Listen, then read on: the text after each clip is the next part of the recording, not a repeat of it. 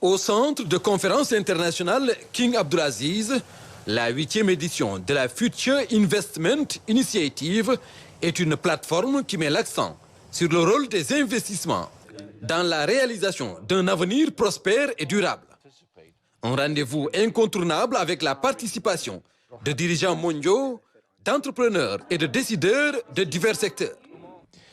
Occasion pour le président de la République, Bassirou Diomaye Faye, d'exposer devant un parterre d'investisseurs les piliers du nouveau référentiel des politiques publiques, la vision Sénégal 2050.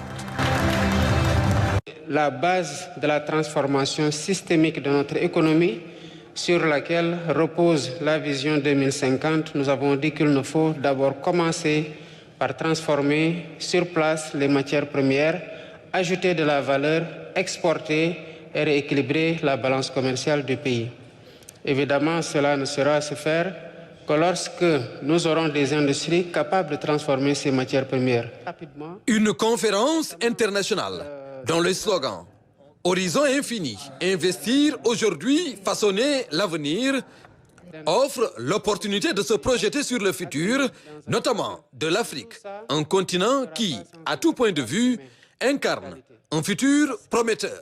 Une population de 2,5 milliards de personnes avec autant de ressources, une jeunesse qui est ouverte aux technologies de l'information et de la communication, des leaders conscients qu'il faut qu'ils forment cette jeunesse-là pour que la main-d'œuvre soit qualifiée, un continent où tout est à bâtir sur le plan des défis énergétiques, des infrastructures, tout ce qu'on a à offrir à ces populations-là.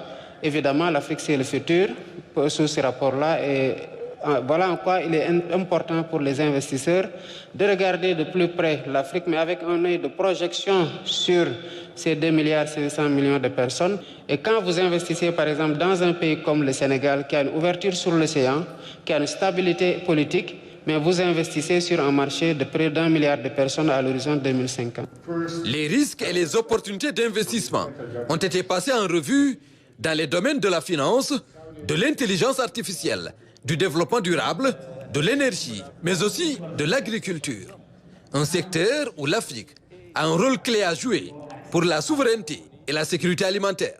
Il y a des potentialités en Afrique qui n'ont encore pas été développées comme il se doit.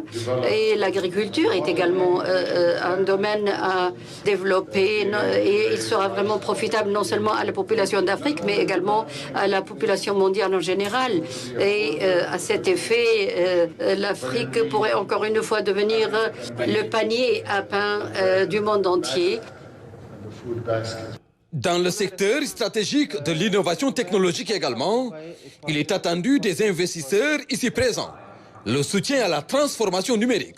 Le New Deal technologique consiste à dire à toutes ces entreprises des GAFAM et de toute autre entreprise de la FinTech mondiale, vous avez un pays où la jeunesse est extrêmement portée vers les nouvelles technologies de l'information et de la communication. Et nous avons des champions locaux, mais nous avons aussi des champions qui ont pris presque naissance au Sénégal et qui se sont ouverts très rapidement en Afrique.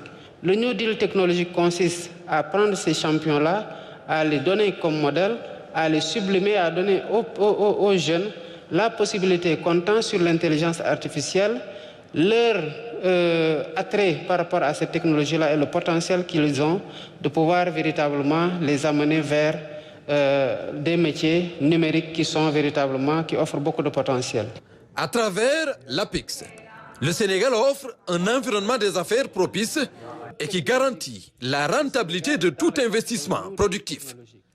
Mais au-delà du Sénégal, les opportunités d'investissement sont aujourd'hui réelles sur le continent africain. Je voudrais dire aux investisseurs dans la salle de regarder l'Afrique avec un autre œil. Aujourd'hui, en Afrique, c'est l'émergence de nouveaux dirigeants jeunes qui ont mal de voir ce retard que nous accusons sur tous les plans, qui ont mal de voir ce potentiel inexploité et qui ont envie de relever le défi et de faire naître un nouvel espoir qui va se matérialiser comme une réalité intangible en termes de qualité de vie améliorée par rapport à cette population qui l'attend de façon d'ailleurs tout à fait naturelle de ses dirigeants.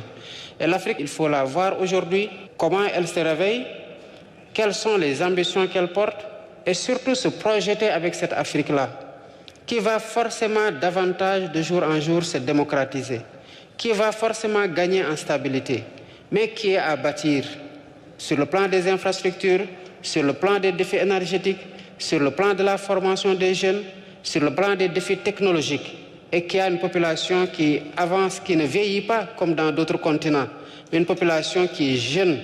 Donc, venez investir en Afrique et à faire avec nous, à bâtir avec nous dans le cadre d'un partenariat fécond et mutuellement gagnant. L'Afrique, terre d'opportunités pour des partenariats stratégiques. Le forum offre ainsi une tribune à travers des débats, panels et entretiens pour baliser la voie d'une coopération sincère.